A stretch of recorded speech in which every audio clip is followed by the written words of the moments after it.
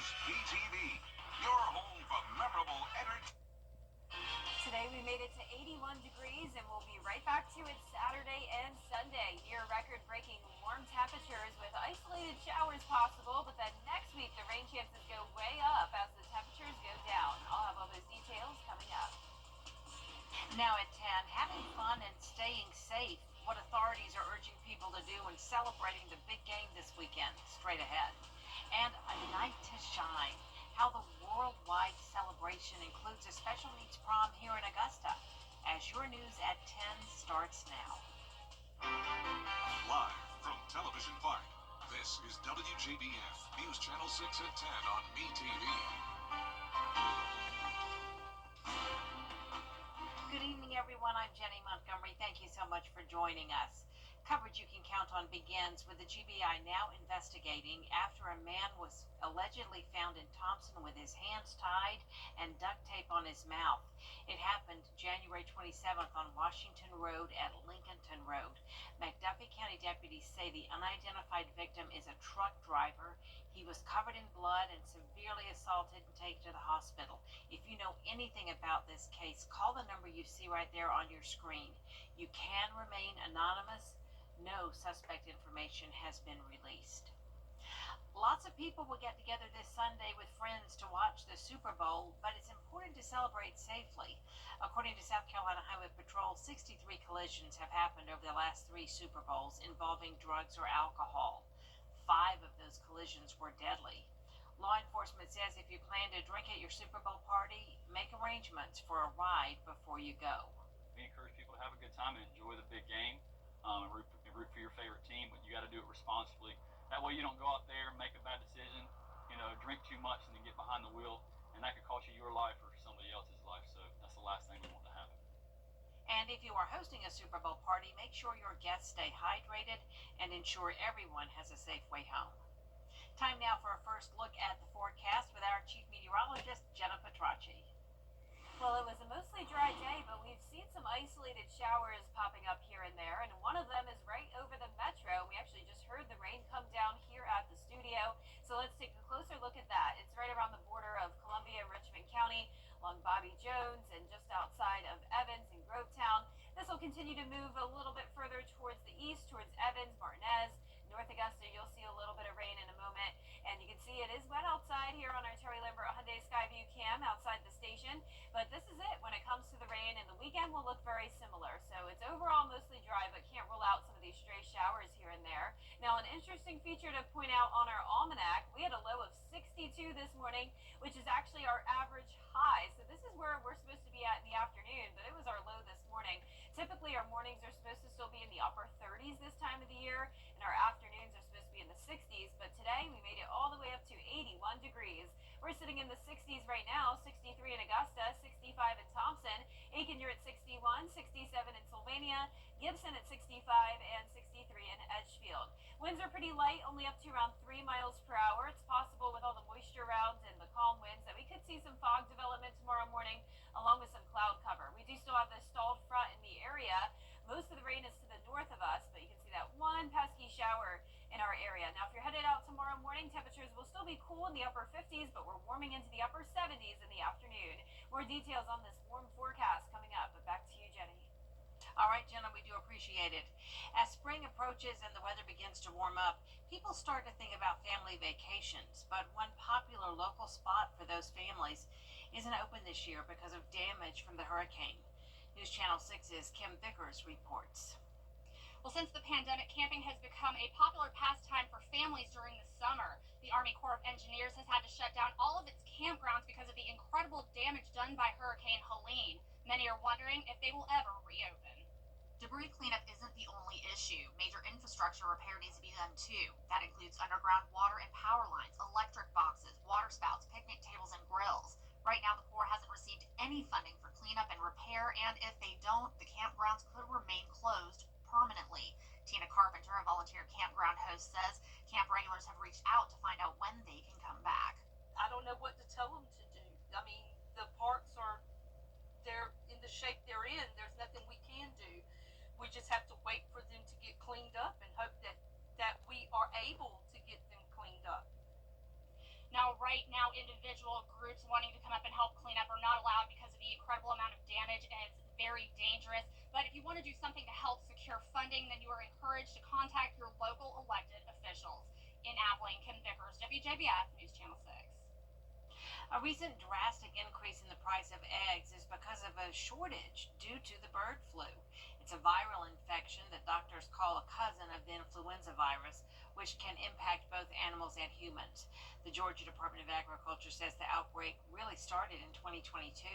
Since then, they say more than 153 million birds have been impacted by the disease across the country.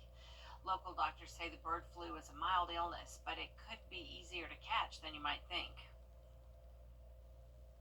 A push to end diversity, equity, and the annual Night to Shine event is being celebrated tonight by people all over the world, and one local church is hosting the huge party to make sure everyone gets to feel like a VIP. Isabella Moody has more. Night to Shine is for people ages 14 years and older with physical or developmental disabilities. This event not only gives them the prom experience, but a night they will always remember. You're going to come down the red carpet with paparazzi everywhere screaming and getting autographs. And then I have the honor of getting to crown the girls, and my husband crowns the boys. So we get to crown each and every guest. We want them to feel like they are kings and queens for the night, that they are beautiful, which they all are, and that they are fearfully and wonderfully made. Around 200 honored guests, 300 caregivers, and 600 volunteers took part, making the event unique and memorable. There were hair and makeup stations for all the glam, pictures, dancing, dinner, and karaoke to keep the guests entertained. This mother and son say they were excited to get dressed up and dance. Dress up pretty and stuff like that. Dress up handsome and all. The night not only focuses on the guests, but their caregivers as well, giving them a night to themselves to get dressed up and be pampered. Not only do the kids get honored and get their own kind of seat at the table, but then the parents get a special night. And as caregivers, our son is autistic. It can get difficult, so it's nice just to have a night to get dressed up and just meet other like-minded individuals. Volunteers love to take part to make sure everyone in the community feels special. Just being able to make them feel so special and share the love of Jesus with them because they don't always get that. Organizers and volunteers tell me that they come together to serve the community and share the love of God to them. In Augusta, Isabella Moody, WJBF News Channel 6. Coming up, spring-like temperatures and crops. What farmers are having to do for the growing season this year, we'll explain after Jenna's forecast. And it will be a warm February weekend with highs near 80 degrees, but next week we will not be that warm. It's still going to be above average, but we will be falling into the 60s in a lot of places with those wedge-like conditions developing again and rain chances. All those details when we return. Now, your most accurate forecast with WJBF Live Viper 6. Welcome back and happy Friday to you. I hope you're getting excited for a nice warm weekend. And we do have the chance of some stray showers this weekend, similar to what we're hearing now come down at the station. But this is about it when it comes to our rain chances. So when we say 10 to 20%, this is exactly what we're talking about. And that 10 to 20% chance of rain is right here in Augusta. So this is impacting parts of I-20 into downtown Augusta as well. Most of it is pretty light, but we do have some embedded pockets of heavier rain, but definitely no thunderstorms. So we had a new record set today, warmest low temperature, which was 62 degrees this morning. Previous record was 61. Typically, we're in the upper 30s this time of the year, but this happens often in the southeast. It's what we call full spring. So this is where we're at, second winter right around the corner, and we still have a ways to go until we get to actual spring in late March. Now, right now, our temperatures are in the low to upper 60s, a little bit cooler towards the north, 60 in Washington, but 67 down in Sylvania. And notice there is a big gradient here with cooler temperatures just to the north of us in Tennessee, 50s, 60s for our area, 70 in Montgomery, and over in Texas, 72 degrees now in Houston. So we have this stalled frontal boundary separating the warmer temperatures versus the cooler temperatures. And to the north of this boundary, we do have more scattered showers, primarily across North Carolina and Kentucky. You can see on our Terry Lambert Hyundai Skyview cam that the rain has fallen here at Television Park, sitting at 63 here in town, dew point of 60, visibility good for now. So tomorrow I'm giving it a birdie. We could see some fog in the morning along with low-level clouds, but I am expecting some to near 80 degrees. So I am going with a high of 80 Saturday, 81 again on Sunday, which is where we were at today. And we'll have that chance of some isolated showers. So I am expecting us to tie our record of 81 on Sunday. Both the record highs on Saturday and Sunday were set back in the 1950s. And as for our futurecast, tomorrow at 6 a.m., you can tell it's going to be a little bit cloudy, but you can see the clouds clearing a bit in the afternoon and evening. There's 8 o'clock at night. That first front moves out, and another cold front will be swinging through on Sunday. And behind this front, we'll have a cooler air mass settling in for Monday. And then instead of the front completely passing us and going away, it's going to stall out in the area over the next several days, bringing us increased rain chances Tuesday through Thursday of next week. And there will be a large swath of rainfall totals between 4 to 5 inches over the next week. For our area, only expecting 1 to 2 inches at this time. But if that rain moves further towards the south along the frontal boundary, we could have some higher amounts. Now, because of that front, we're also going to see a big spread in temperatures, anywhere from the 50s to the 70s for highs next Tuesday, and pretty much all of next week looks that way as well. As of now, I'm going with 60s in Augusta with the cloudy skies and the rain chances, 63 on your Valentine's Day, and then cooling down even more on President's Day. Back to you, Jenny. All right, thanks. These early warm temperatures are forcing farmers to rethink their crop schedules. Farmers in South Carolina say they're planting summer crops earlier this year. Research shows that early warm weeks are good for strawberries, but harm peaches. Farmers say the change in weather is forcing them to adjust their annual event schedules. If the sunflower crop cooperates with us, then we're going to be having the Sunflower Festival early in June rather than end of June, so that when people come out to pick sunflowers, that they'll be in bloom and that it'll be a little bit cooler and more comfortable for them to enjoy the day. Researchers say upstate South Carolina has reached the chill requirement, but their concern is for Georgia peach growers who may have not. Coming up, the Superdome. We'll tell you what's happening in the big arena where the big game's going to be held when we return. Since 1930, we've been telling you about the Super Bowl experience at the New Orleans Convention Center all week. And tonight, we want to take you inside for a look at how that all plays out. Simone Eli is live at the Superdome with a look at all the fun. Hello, Simone. Good evening, Jenny. That's right. As we inch closer to kickoff here in the Big Easy, it's amazing to see how many people are so fired up for this NFL experience. There have been lines and lines of folks throughout the entire convention center gearing up for this big event. I want to take you inside of how cool this is inside of the convention center. This video earlier today, you can see there's fun for everybody. Big kids, small kids. I even took my son into there to enjoy several of the little skills competitions, and eventually these kids, some of them want to go be NFL stars themselves, and they have a chance to see jerseys and helmets, and they can also buy merchandise, take a picture with the Lombardi Trophy, a little bit of something for everybody. I checked him out a little early in school today and have my son, he's over there waiting to race, but I wanted to show him a good time, and I remember doing this when I was younger, and I know they're going to have fun. As you can see right now, she's having a blast.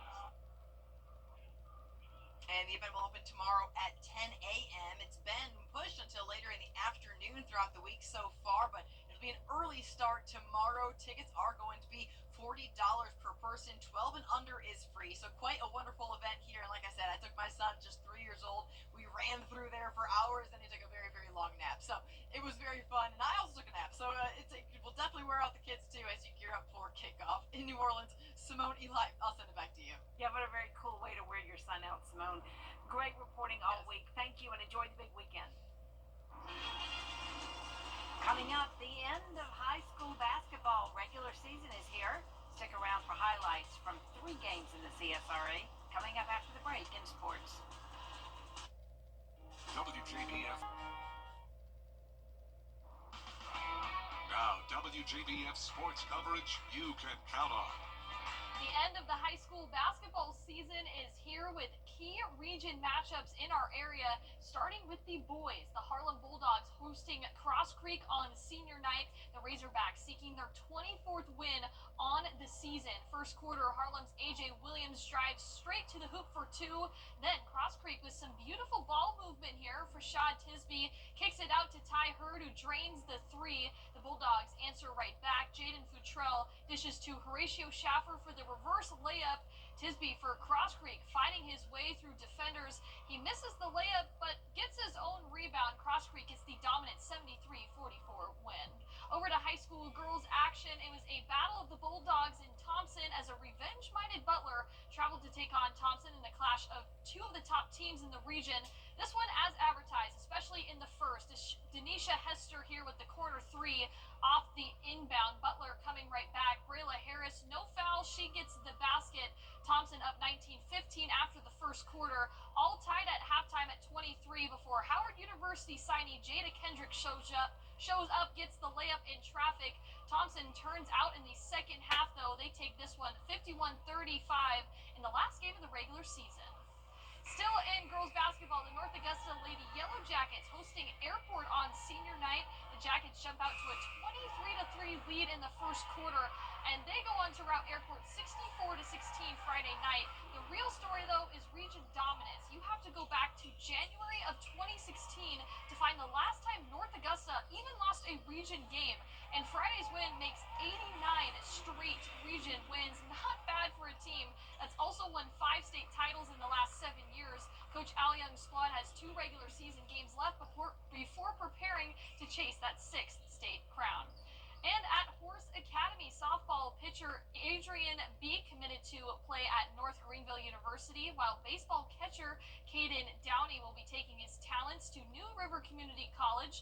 Students, faculty, families, teammates, and coaches celebrated their hard work and commitment that led both these student athletes to this moment, and it also serves as inspiration for future student athletes at Horse Creek. I started pitching when I was 8, and we didn't have a pitcher on the team, and they're like, all right, Adrian, you're up, and I was like, okay, and ever since I've been a pitcher. I love the strikeouts, and I love the feeling of being there in the moment and having control of the game. It means a lot to me. I'm a part of something special. They took a lot of time out their day to set this up, so I really appreciate it. And the USC Aiken softball team already off to a 4-2 start, and this weekend promises to be one of the biggest in program history. On Sunday, the Pacers will play their first game in their brand new stadium when they host Francis Marion in a doubleheader.